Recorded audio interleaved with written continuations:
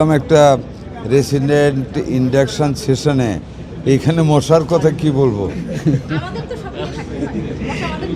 মশা নিধন করার জন্য আমরা সিটি কর্পোরেশনকে সহ সভা করেছি, ওদের মেডিসিনের কোয়ালিটিগুলি দেখার জন্য স্টোর ভিজিট করেছি। আমরা দুইজনই ওষুধ ভালো পেয়েছি, স্প্রের কাজ চলছে।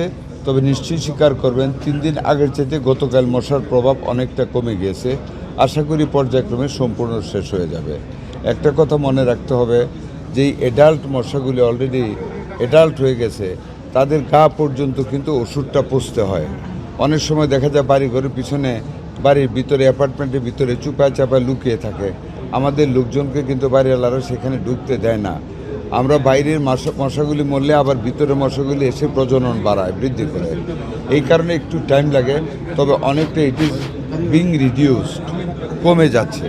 আর যেটা লার্ভা ডেঙ্গুর মশা, ওইটা পানিতে, ওইটা তো আমরা ডিঙ্গি দিয়ে এবং স্পিড বোট দিয়ে পানিতে দেওয়ার ব্যবস্থা করেছি পৌরসভার।